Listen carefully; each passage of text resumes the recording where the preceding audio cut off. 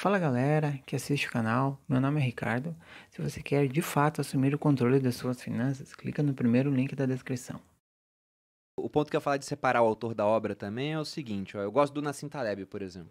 E todos os livros que ele escreveu, só faltou um, que é um sobre estratégia de corrupção, então não gostei é uma dele coisa ao que eu vivo. gosto tanto. Malu conheceu ele ao vivo. Ele me chavecou. Ele deu em cima da Malu, né? Então elogiou a beleza dela. Mas o ponto é, o Taleb, hoje, ele é um forte detrator de criptomoedas. Isso em nada altera o que eu acho da obra dele. Agora, Sim. eu discordo dos pontos de vista atuais dele. Verdade. Igual o Kiyosaki. O Kiyosaki, ele tá prevendo uma crise a cada mês, pô. Ele preveu que, nossa, o mercado vai cair em outubro. Se ele falasse o mercado brasileiro, estaria muito certo. Mas ele foi do mercado americano. E Não, ele continuou Ele subindo. não pode falar isso todos cripto os meses, subiu, né? e ele fala isso todo relógio mês. Uma hora parado, ele vai dar certo, relógio né? parado, Saiu uma acerta a hora duas vezes reportagem por com dia, todas né? as previsões dele, né, de queda. Teve vezes que ele preveu queda no fundo. Então ele acertou o fundo mais de uma vez. Se alguém fizesse ao contrário, teria se dado melhor do que fazendo o que ele disse em termos de previsão. Aham. Né? Mas sobre essa questão dos impostos aqui que ele fala, de fato não dá para empregar tudo isso aqui, porque foi como o Thiago explicou a dinâmica, né? Ele falou que a vantagem de você ter uma sociedade anônima, uma empresa, é que você consegue ganhar, gastar e depois pagar imposto sobre o que sobra, enquanto uma entendi. pessoa física ganha, paga imposto e depois gasta. Só que o ponto é que aqui no Brasil, uma empresa do Simples, ela é tributada sobre faturamento. Uma empresa do lucro presumido, ela é tributada também sobre faturamento. Só quem vai ser tributado dessa forma é o cara que está no lucro real. E aí é o inferno.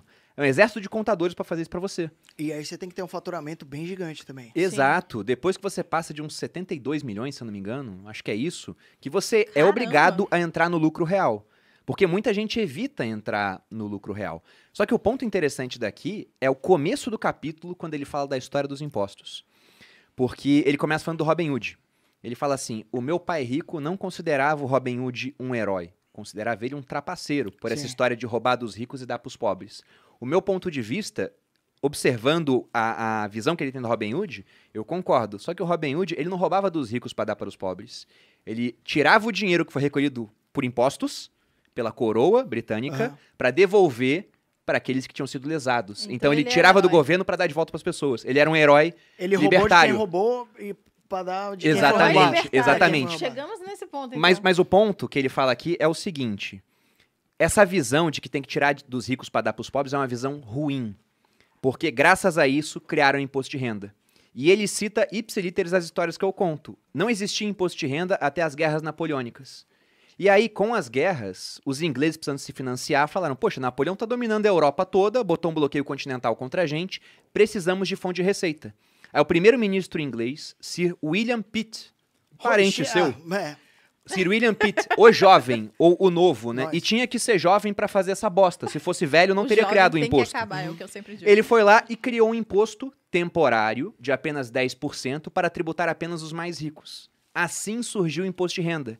E aí, como que esse negócio se tornou obrigatório? Depois que o governo sentiu o gosto de sangue na boca, ele queria mais.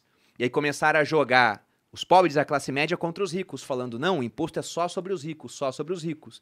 Mas quando você tenta tributar o rico não Ele se deixa vaza, ser tributado. é. Ele dá um jeito de impedir aquilo. Cria uma sociedade anônima, contrata exército de advogado, contrata contadores. Então ele acaba se Abre uma sede blindando. num paraíso fiscal. Exato, ele acaba se blindando disso. O que acontece? O governo vê a arrecadação que era maior caindo e começa a falar, e se a gente parar de tributar só os ricos e começar a pegar a classe média e eventualmente até o pobre, que é o que acontece hoje. No Brasil, se você ganha um pouco menos de 2 salários mínimos, Você já parabéns, paga. você paga imposto de renda de 7,5%. Além do que você paga em cima de cada consumo que você Aham. faz, porque você Dos consome seus muito produtos. mais, né? Uhum. Pois é, Porque aí quase tem... tudo que você ganha é em produtos. Tem Você vai ter que um- consumir produtos. uma frase muito interessante que foi colocada por um outro membro do parlamento quando William Pitt fez essa besteira, que era o Sir John Sinclair. Ele falou, se nos impuser esse imposto, será lícito que algum dia nos livremos dele? Enquanto durar a guerra, isso não será possível, né? Tá em guerra. E se na paz esse acréscimo às rendas públicas for julgado indispensável? Agora nos pedem, com grande moderação, apenas 1/10 de nossas rendas. Mas o que impedirá de, no futuro, exigirem 1/5 ou mesmo 1/3, que é o que acontece hoje aqui no Brasil? Até um pouco mais, né? Faz-se mistério ainda observar que essa lei será pretexto para uma infinidade de exigências altamente vexatórias. Ou seja, hoje a gente trabalha 5 meses por ano para pagar imposto, no final das Aham. contas, e todo ano a gente é obrigado a preencher uma declaração onde simplesmente o governo vai saber mais da sua vida financeira do que o seu cônjuge. Porque a Malu não quer saber todos os detalhes. Ela quer saber, e aí, tá crescendo o patrimônio, não tá crescendo? Como é que tá? Aham. Ela não quer o detalhezinho de tudo. E o governo quer todos os detalhes. E o mais legal é que o governo quer todos os detalhes, aí você fala, não sei todos os detalhes, ele fala, mas você deveria saber.